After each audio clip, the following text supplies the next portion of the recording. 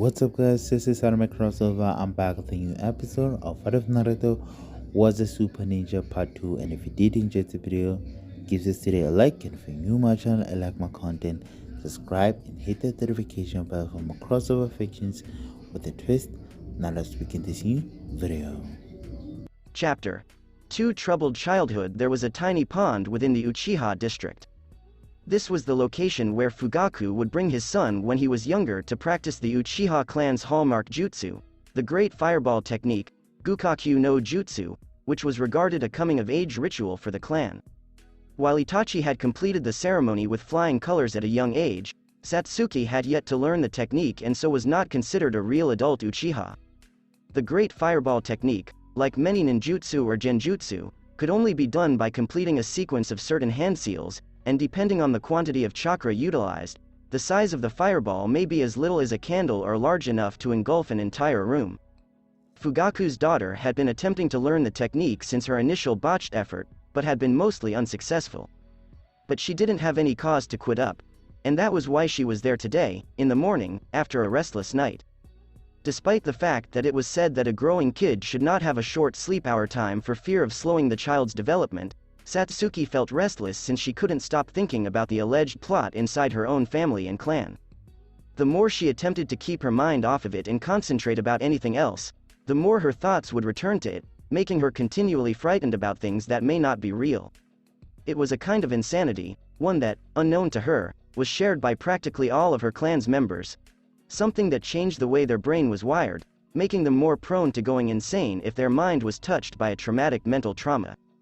She had always resorted to physical exertion to calm her mind, but because she had been cooped up in her room all night with no physical exertion to calm her mind and the constant self-control to not go outside at night for fear of her father noticing her leaving, she went out at dawn to jog, just like she always did.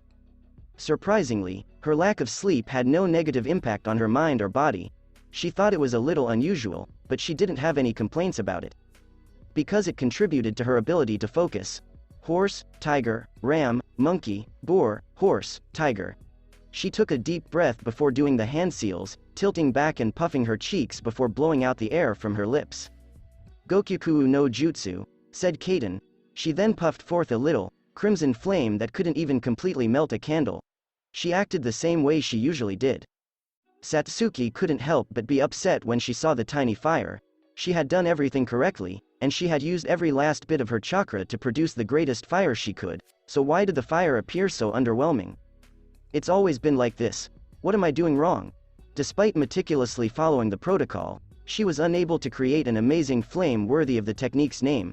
She's a rule follower, so she was disappointed that she couldn't do the method despite following the instructions that should have enabled her to make a massive flame.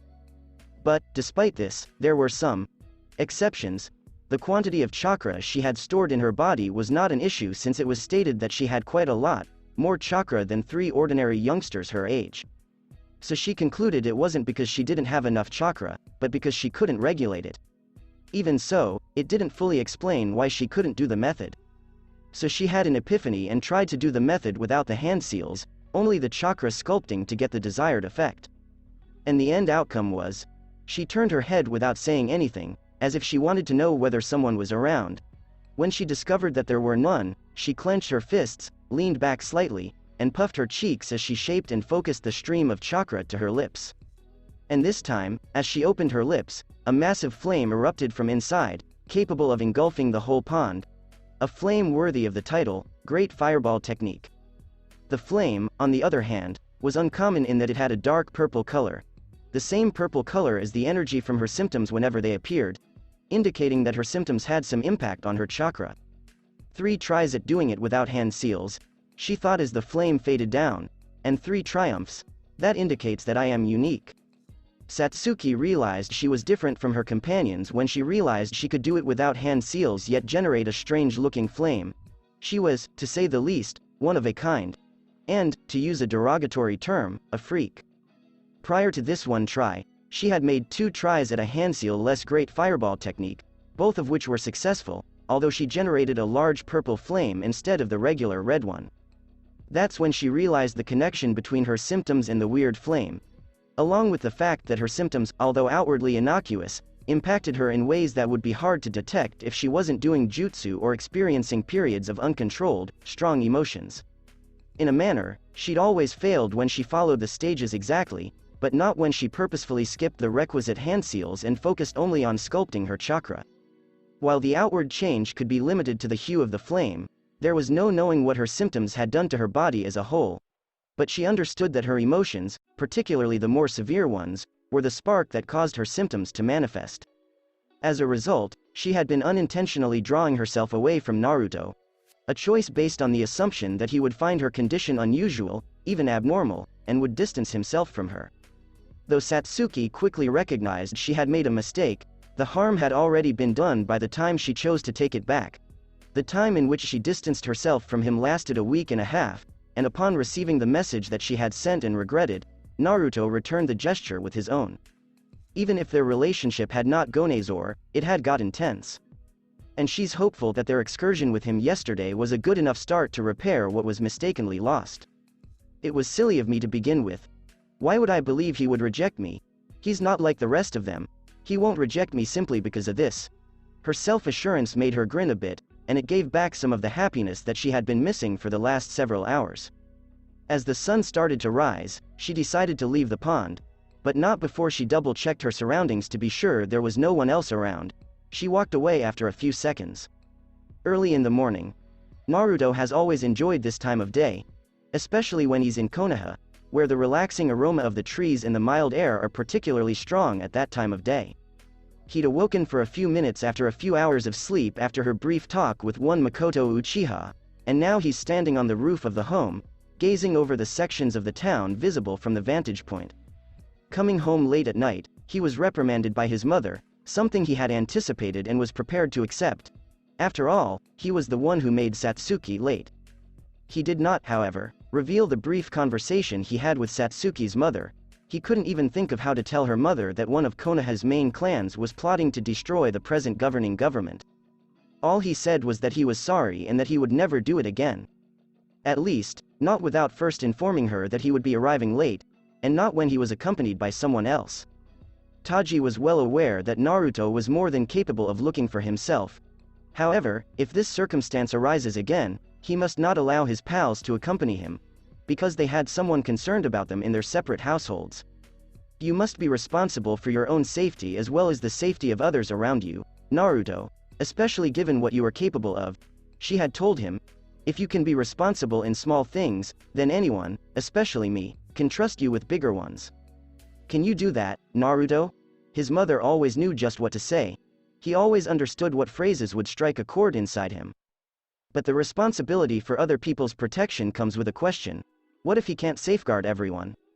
And with the present scenario between the Uchiha and Konoha, Naruto realizes that the inevitable conclusion. Makoto talked of the night before may be about her death, along with the demise of the whole Uchiha clan. Genocide. A mass murder committed on a specific group of individuals, generally of a given ethnicity. A full clan might also fall under that group. And Itachi is also at the heart of this, but if he's on the other side, then, would he be commanded to murder his whole clan? The concept seemed a little frightening. However, given that he is now recognized by his parents as a village mole, Itachi may be commanded by his superiors to immediately take care of his own family and clan. Where would Satsuki, and the Uchiha who aren't in the know, stand in this feud? And what happens to the surviving once this dilemma is addressed in a manner that can only be solved right now? Things were coming to a head between the Uchiha and Konoha governments, just as he had predicted. In this case, what can I do? Naruto thought to himself.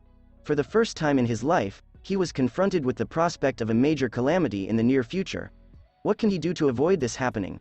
Is he even capable of stopping it? His very first assignment, which he placed on himself. Despite this, he had been placed on a path to failure. Naruto groaned, knowing that this would be a near impossible job to complete. Well, I suppose it's better to try and fail than to do nothing at all. If he wasn't capable of saving everyone, at the very least, he will save as much as he can.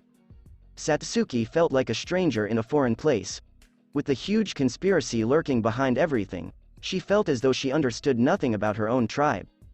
Her comfort with the majority of the clansmen had vanished, replaced by mistrust.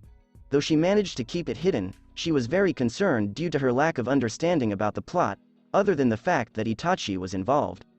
She shook her head, hoping to get the notion out of her brain for the time being. However, she recognized the potential harm that the conspiracy posed if it was as terrible as she suspected. Satsuki felt an overall sense of powerlessness as a result of being caught in the center of something greater than herself. After succeeding in her effort to ignore the situation for a few moments, Satsuki found herself back in her home, saying as she entered, "I'm back." "Welcome home, dear," her mother remarked from the dining room. There was also her mother. Naruto had asked a private chat only the night before, and something made her suspect it was to discuss stuff she wasn't supposed to know. So it seems that she is not the only one who is keeping secrets from each other. That is, if her assumption is right, that means he's either active in it or an outsider who simply happens to know something about it. When she entered the dining room, she saw that her father was not there, as he usually was, sitting in one of the chairs at the dining table, worrying about something that had just slipped her memory. Her mother, on the other hand, was there, sitting in the location where Fugaku typically sits. "Mom, where's father?"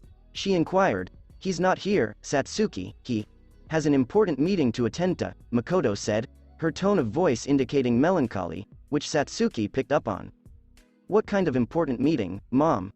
Normally, she would have let that pass, but she felt compelled to inquire. "A meeting between the clan's head, the elders, and the majority of our able-bodied men," Makoto said. "They're discussing future prospects that we as a clan can look forward to." "Oh," she said, thinking it made sense that her father would attend such a gathering. "How was yesterday? Did you have fun with Naruto?" her mother inquired afterwards. "It was really fun," Satsuki remarked, smiling. "We just spent the day talking, eating snacks like dango, takoyaki, and things like that. It's really pleasant."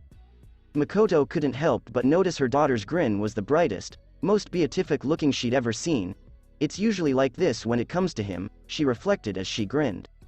Although she was aware of the commotion from yesterday afternoon, about a duo of adolescent troublemakers who pranked people left and right and were capable of eluding most Chunin sent to track them down.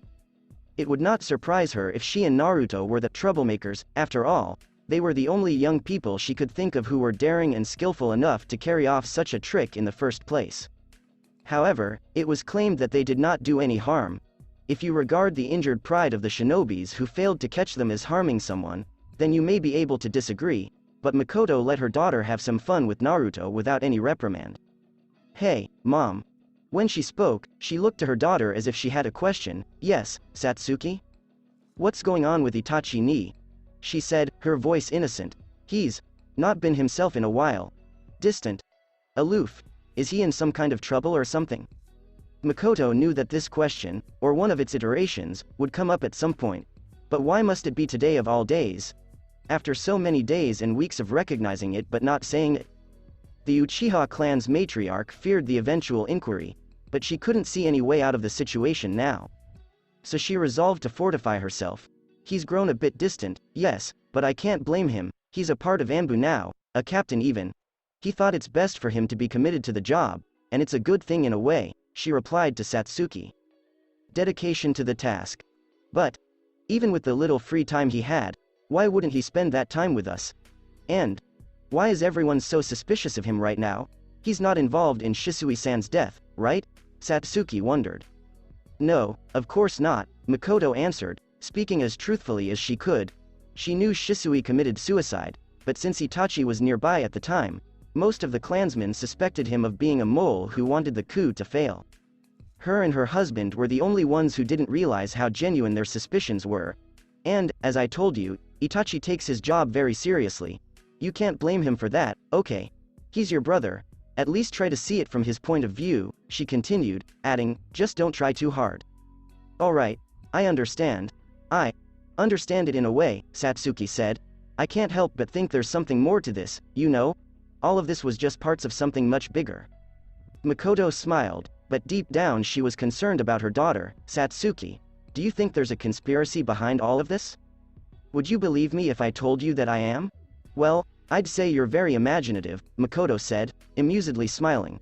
Despite her exceptional ability to conceal her emotions, she was unable to resist her feelings of remorse. she could only suppress it to such an extent that she hoped it didn't show up in her facial expression. Satsuki sighed, obviously unaware of her mother's remorse, which she kept carefully hidden. Right. But, Mom, what are your thoughts on all of this? Makoto groaned quietly, feeling burdened by the secret she was carrying. It didn't matter how heavy it was to Satsuki, that's all that counts. She would lie and fool her, at least as far as she was capable at this moment. Makoto was one of Fugaku's most ardent supporters at the start of the coup plot. Even yet, her family must always come first, before the clan's pride. And as time passed and Itachi became distant owing to his true loyalty, she no longer believed the coup was such a brilliant idea. She is now suffering the price, and there was nothing she could do to stop it. But maybe she should try something.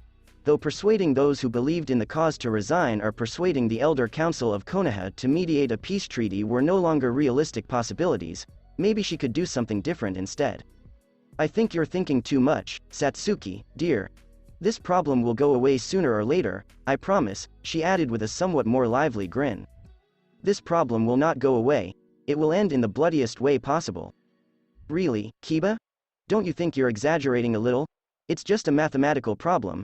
Naruto responded to his buddy, who had made a hyperbolic comment about his inability to solve a mathematical problem. Damn it, Naruto, you know how much I despise these things, Kiba remarked, and what's with you? You seem to be letting your mind wander somewhere other than here. Just having some thoughts, that's all, Naruto said to excuse his present demeanor of seeming to pay attention while really doing the opposite. What's on your mind, anyway? It's gotta be important enough for you not to pay attention. Knowing who Naruto was, Kiba was curious as to why he was focusing his attention on something else totally. Kiba witnessed him become irritated when Iruka started reciting the Yondaime narrative during his last stunt, when he stated why he believed telling the story of the Yondaime over and over again was repetitive. Which was odd, given that he used to enjoy hearing it over and over again, apparently unaffected by the repetition. Kiba had pondered what had caused him to alter. But, like other things he finds intriguing, it's typically pushed back into the back of his mind once he decides it's not really necessary for him to examine carefully. And when Naruto opted to remain silent, Kiba assumed he was thinking about something personal. Fine. If you don't want to talk about it, that's fine with me, he shrugged. Despite the fact that it was done in quiet, Naruto appreciated the gesture. As he pondered what he could do right now to at least mitigate the harm that would come when matters between Konoha, Itachi Uchiha, and his clan reached their inevitable end. He must consider those who supported the coup as well as those who opposed it. If he had to guess where the Konoha government's present attitude was, both sides were no longer recognized as distinct. Even if he prevents the executions, there is no assurance that the coup will fail. He couldn't forgive himself if he let it happen when he could have done anything. He got the thinking that maybe he should simply let things happen. This was far greater than himself, and he couldn't just intervene as a third party, given that he had no direct connection to the clan or the government. On the latter, he couldn't possibly represent the whole government of Konoha since he's merely a student of the Shinobi Academy, a potential shinobi, not yet a genuine one. Overall, the best thing he could do was stand on the sidelines, because he had no political clout in the grand scheme of things. This annoyed him. Though he may not show it, Naruto is troubled by his inability to achieve anything worthwhile. He considered persuading the Hokage, but since the situation had already deteriorated, it must imply that either the Hokage was unable to prevent it from occurring, or he just didn't care. Knowing the old guy, it had to be the former, he reasoned. Did he do all he could? There's no way he'll let this happen, is there? He let that notion linger before realizing something. Hiruzen Sarutobi was the village's chief. The choice to terminate the clandestine struggle must be tearing him apart, yet as a leader, he had to be psychologically prepared to deal with the ramifications and implications of his choice. Naruto clenched his fist and gritted his teeth, but he didn't show them. He was overcome by a sense of powerlessness. All these abilities at his disposal, and what could he possibly accomplish with them in this situation? There is nothing that could make this better, but perhaps I can ensure Satsuki's safety. It seemed to be optimistic at best, and despairing at worst. But, given the stakes, the gravity of what he's attempting to prevent, and the extent of his insignificance inside Konoha's ranks, the other alternatives looked hopeless. Though her mother had told him that she would keep Satsuki safe, Naruto believed he could do something to assist her in ensuring her safety.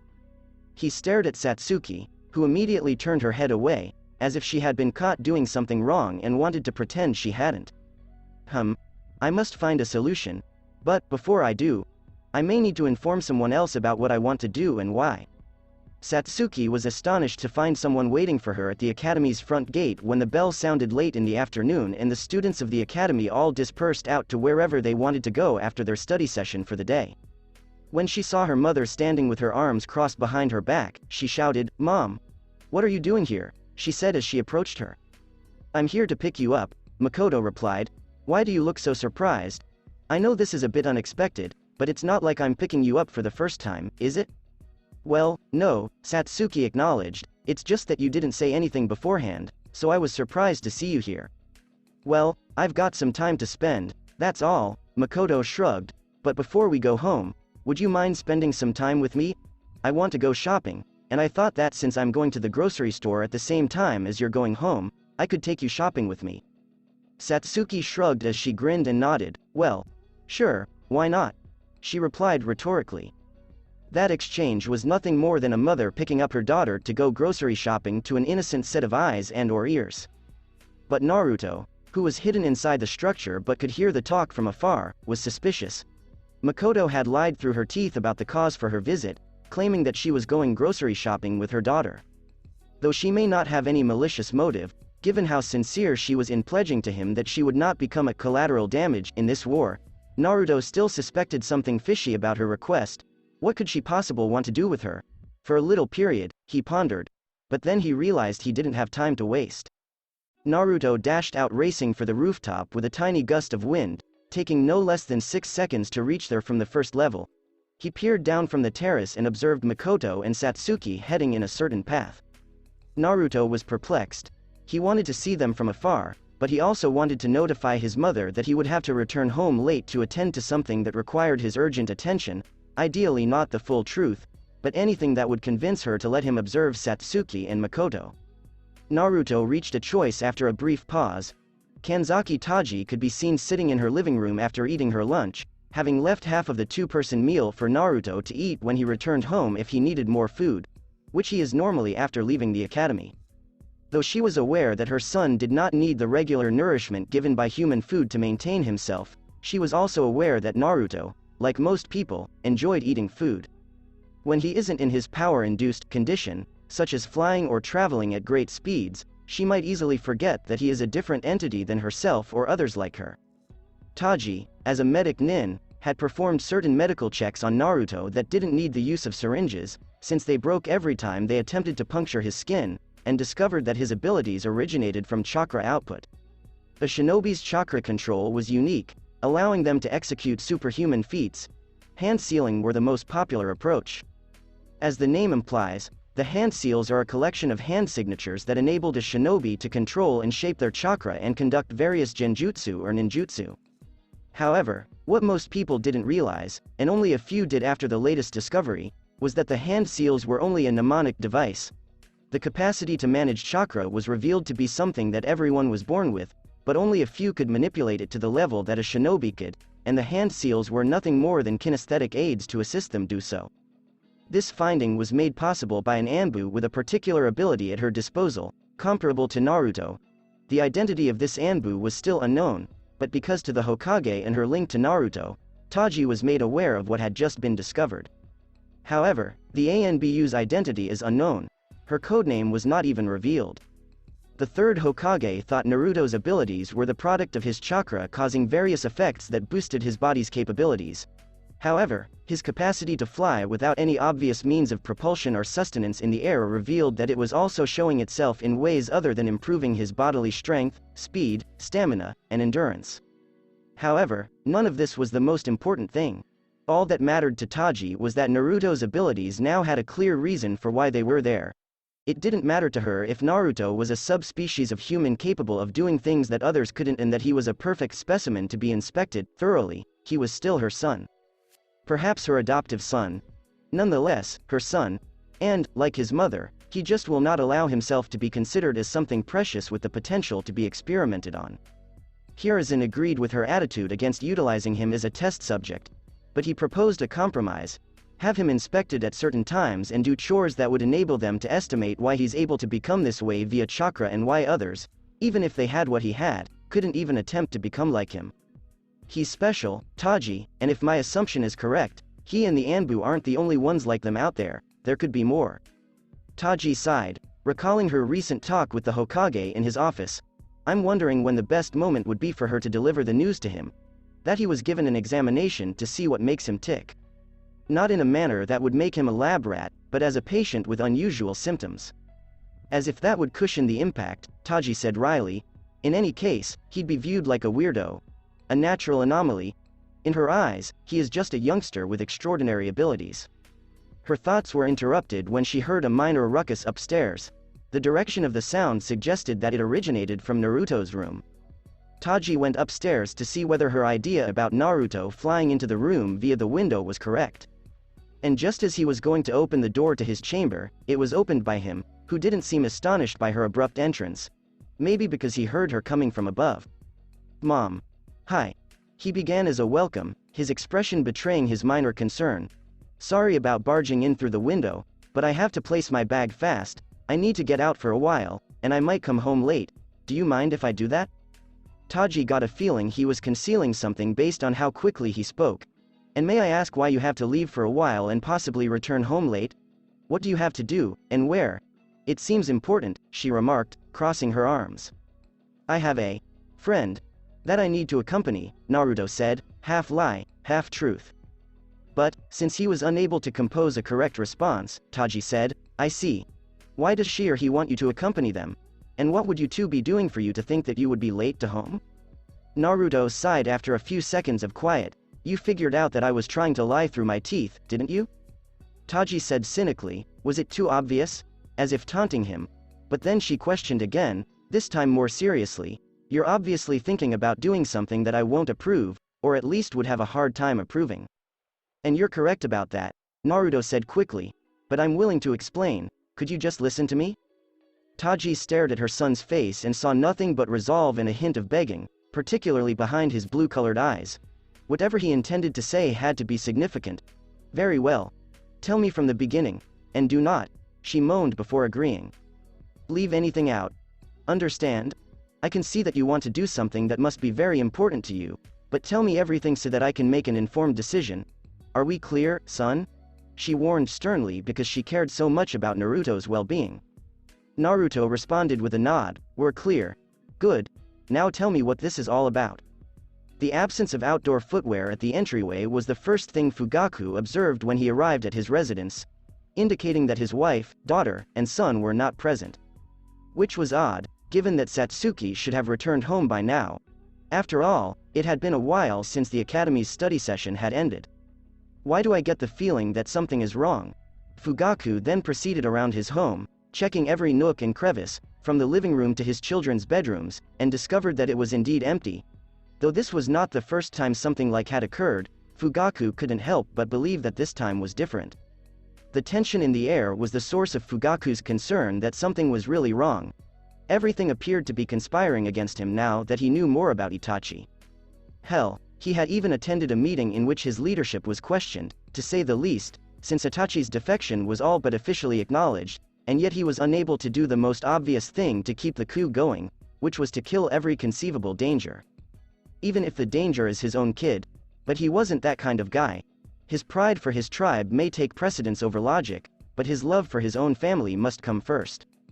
The only problem was, he was well aware of how warped his clansmen were. Most, if not all, of them were aware of the potential consequences of their coup, and they couldn't wait for it to happen. Some of them were insane, and Fugaku only let them in because they were outspoken advocates of the coup, but it didn't mean he didn't recognize their insanity. He was desperate. And now his oldest kid, his only son, Itachi, was set against him. While not Ahmad, he strongly but quietly despised the coup and everything it represented. Fugaku had seen that he was also warped.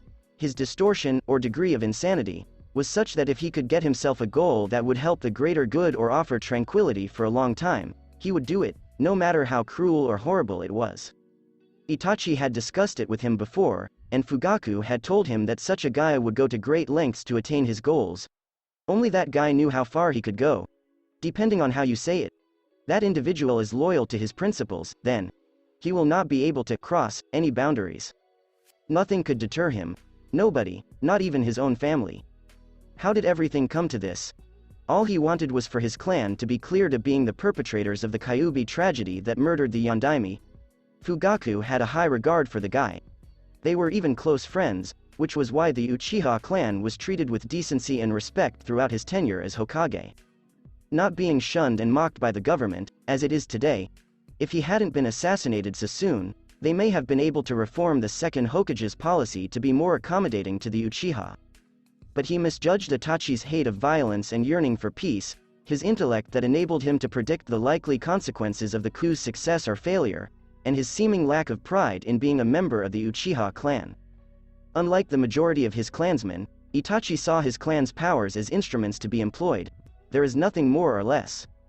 A practical perspective that nearly no one else in the tribe shared. And that was the reason why practically all of his contemporaries viewed him with distrust.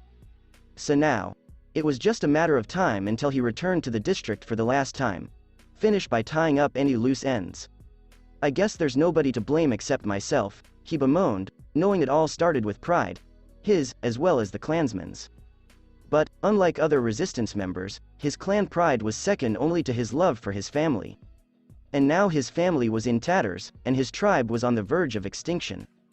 That was the cost of his pride. Naruto, do you have any idea what you've discovered? What it entails? Taji questioned her son, her expression filled with dread and terror after hearing what he'd discovered. Naruto nodded, saying, I know, Mom. What are your thoughts on all of this? Do you believe there is still a viable, peaceful solution? Taji stated, I don't know how long this has been going on. 8 years, Naruto said, recalling what Makoto had stated. Taji paused for a time, attempting to respond, yes, it can be resolved quietly. But then, as much as I hate to say it, I'm afraid a peaceful solution is no longer available, she expressed real regret. I hate to say it, Mom, but Makoto-san is planning on doing something to Satsuki this time. I'm sure it's nothing bad, but I just want to make sure what she's planning on doing. Do you want to make sure she's safe? Taji said. Well, yes, Naruto said. Do you doubt Makoto-san, Naruto? Taji defended Makoto. She is Satsuki's mother, after all, and I'm sure she has the best intentions with whatever she wants to do with Satsuki. I know, I'm just worried about her. Taji couldn't help but assume that Naruto was rather protective of Satsuki after seeing him with such affection and worry for her. If he was thus concerned about Satsuki and had some reservations about what Makoto, her own mother, would do, he would be fiercely protective.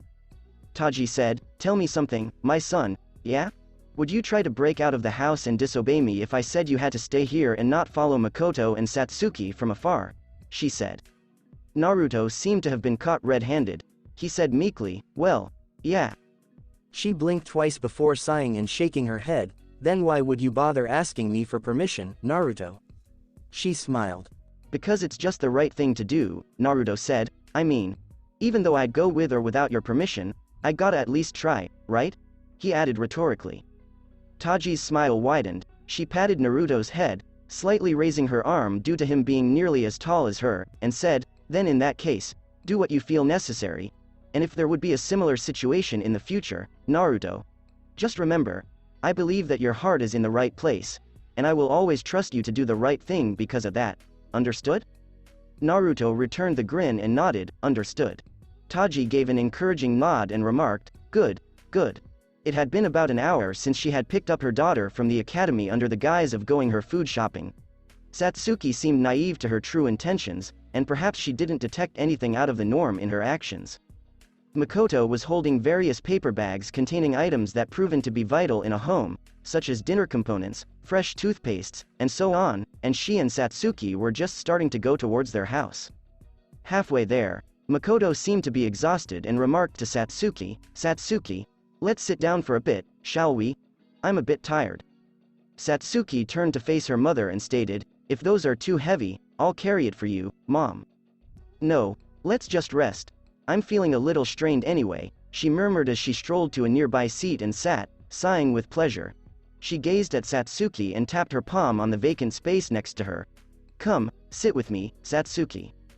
After a half-second of perplexity, Satsuki sat next her mother, who she realized was staring at her as if she was witnessing something worthwhile, such as art or anything of the type. "What?" Satsuki said when Makoto locked his gaze on her for more than 5 seconds. Makoto sighed and said, "Nothing. My mind is just being preoccupied with something." Satsuki inquired, "Is it about Itachi ni?" "Something like that, yes," her mother said, sighing hard. Naruto eventually arrived to the closest rooftop of a building from which he could gain a decent angle to gaze at the mother-daughter combination from afar without being detected, after expanding his hearing range and focused on Makoto and Satsuki's words. Of course, the nearest is over 200 meters apart, a sufficient distance for him to avoid their attention while yet being able to see and hear them. "Well, let's see how this goes. Mom," Satsuki started, as though uncertain what she wanted to speak about, "what did you and Naruto talk about yesterday night?" "He's concerned about you," Makoto said, figuratively speaking. "Yes, he's worried that you'll get in trouble for coming home late, past the curfew, but I assured him that everything would be fine." Satsuki had the impression that her mother was talking the truth and a falsehood at the same time, but she admitted that it did make sense in certain ways. "I see. He really cares about me that much, doesn't he?" she questioned curiously, a grin spreading over her lips. "Yes, he does," Makoto said, "he really cares about you, Satsuki. To the point where I think it's much more than just friendly concern," she teased. What exactly do you mean?" Satsuki inquired. His devotion back then resembled a man's concern for his significant other. Satsuki flushed and stutteringly stammered, "Why, you're exaggerating, Mom. We're just friends, that's all." Makoto grinned and thought to herself, so youthful, so immature. "I'm curious how you'd respond if you knew what Naruto was concealing," she inquired sarcastically. Satsuki then felt her mother's touch on her shoulder. "Satsuki, look at me, dear." She did so, and as she looked into her mother's likewise dark-colored eyes, she heard her mother say, "I know things are tough right now. But trust me, it will all be over soon." Her tone was both reassuring and mysterious, and this time, Satsuki felt weird, like if her body had a built-in alarm system alerting her that her own mother was concealing something. "Mom, what?" Then came the creeping darkness, and the last, albeit dim, thing she saw before succumbing to sleep was her mother's set of crimson eyes with strange-looking pupils. "I'm sorry, Satsuki, but this is for your own good." As she switched off the Sharingan, she reassured herself and her daughter. She then carried her daughter's comatose body on her back so that her arms would be free to create a hand seal. The items she had brought with her were abandoned since they were little more than distractions. Makoto was ready to do a shunshin when she was distracted by a sudden blast of wind and the sound of something nearby declaring its abrupt arrival. And there she noticed Naruto, who seemed to be staring at her. "Naruto-kun," Makoto continued, "I assume you saw what I did?" she questioned, not expecting Naruto to respond since she knew. "And here," Naruto said, "you put a genjutsu on her, or at the very least, you interfered with her chakra circulation, just like how you put a genjutsu on a person, to put her unconscious." Makoto was blown away. She put it up to her not realizing she was being observed and eavesdropped on since he could do it from afar, but deducing what she accomplished in such a short time was astounding, given that he had never seen a genjutsu firsthand. "But I'm more concerned with why you did it," Naruto adding, "and where are you taking her?" "I'm taking her somewhere safe, Naruto-kun. Can you follow a person performing a shunshin?" Makoto remarked after a minute. Naruto nodded, "I can. It's not that difficult. Then follow me," Makoto answered, "and I'll explain on the way." When Makoto vanished, leaving a cloud of smoke in his wake, Naruto followed, leaving a gale of wind owing to the sheer speed of his movement. Hiruzen Sarutobi could be discovered in the study room within the Hokage's residence, intertwining his hands, resting his elbows on his desk, and staring into the door, his eyes vacant, as if his mind was concentrated on something else completely. He was a little tense after his last talk with a particular Uchiha, which is why he's striking a position that gives the idea that he's a wicked, cunning head of a mystery organization with a hidden goal surrounding the apocalypse. The subject of the talk itself piqued his interest. The Uchiha was looking for safety for herself and one other clan member, a family member of hers. Hiruzen believed it was her daughter since she knew who she was, and when she verified it, Hiruzen realized how anxious she was to rescue her daughter. The relationship between the Uchiha clan and Konoha's government has always been strained, The Kyuubi event that murdered the Yondaime was only a catalyst for it to become even more prominent than before. Hiruzen had tried to settle the matter peacefully, believing in his older teacher's words, "We can coexist together in harmony." However, his pragmatic teammates from his Junin days were hell-bent on exercising their authority to ensure Konoha's security and safety in the most alienating way possible. Hiruzen had no option but to authorize the segregation when up against the majority who decided to investigate the Uchiha. After years of having a mole inside the Uchiha clan alert them of the approaching coup, it was determined that the situation could no longer be settled peacefully. Hiruzen's pleadings were dismissed despite his insistence on finding individuals inside the clan who did not want the revolution to take place, such as their mole, Itachi Uchiha, so that they may be saved. Faced with the difficulties of retrieving those who wished to oppose the resistance, he had no choice but to acknowledge that there were no other options for saving the great clan. However, her chat with Makoto Uchiha was, to say the least, it was illuminating. She was one of a minority who had come to oppose the notion of the coup for various reasons, but were unable to act due to links to their clan or distrust of Konoha's authority. He had an idea at the time that her remarks would elicit some compassion, and if not outright negate, it may at least postpone the intended genocide long enough to retrieve others who were similar to her. But she had shook her head when he mentioned it, and she stated that people like her had already given up hope of escaping.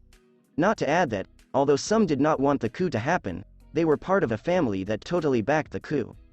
With the clan's suspicions about Itachi being a spy, she rightly predicted that the genocide will come shortly, and any extraction procedure would be too suspicious, dangerous, or time-consuming to carry out.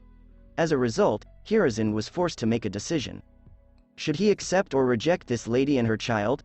It was a choice that he would be solely accountable for, since she had asked him to make it without any political stipulations. She did it out of compassion for her kid and nothing else. And since Itachi had already been charged with killing his whole clan in the very near future, Makoto and her youngest kid would be the final relic of the prestigious clan. He reasoned that if there were just 2 individuals he could rescue out of hundreds, he should take it. As a result, he accepted and granted Makoto security, which he personally supplied. Hiruzen then heard a knock on the door from above. She employed Shunshin to approach through the balcony rather than the main entrance. It was fairly predictable, given that she was attempting to behave quietly. As Hiruzen rose from his chair and headed towards the balcony, he considered Makoto's daughter, Satsuki, whom he had been informed had no knowledge of the coup.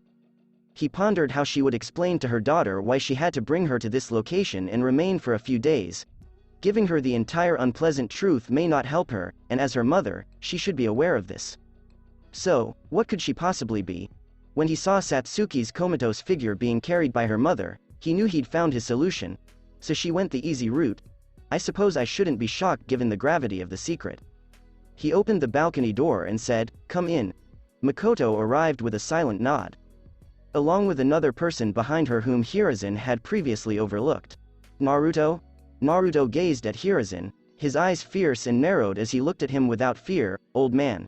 He welcomed, not jokingly or respectfully like he used to. It was, "I'm sorry for intruding, but I happen to know the situation with the Uchiha clan in Konoha," she says, indifferent at best and antagonistic at worst.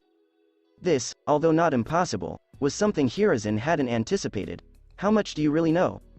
"Suffice to say, I know enough," Naruto remarked. "Old man, is this solution really necessary? I mean, mass murder? Is it so difficult to talk about this?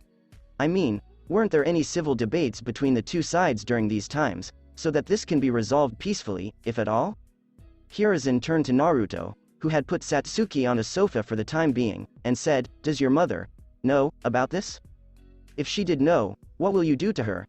Naruto inquired. "Nothing," Hiruzen said, "as long as she doesn't reveal it carelessly, which I doubt she will." Naruto nodded. "Good. 'Cause I won't forgive you if you're planning to do something bad to her. I may be forced to become a pragmatic leader, Naruto, but I know there are limits that I must impose on myself," Hiruzen said. "Now, let's not talk about it here. Makoto-san, I assume he knew this through you, given that you came with him? He overheard me and Fugaku talking with Itachi about the you know what," Makoto said, adding, "he also gave me quite a scare with his abilities." "Well, that's to be expected," Hiruzen said. "Naruto, if you want to talk, let's do it in another room. Let Satsuki rest for a while. Hopefully, When she wakes up and we explain the situation to her, she'll understand why you did this, Makoto. Let's hope so.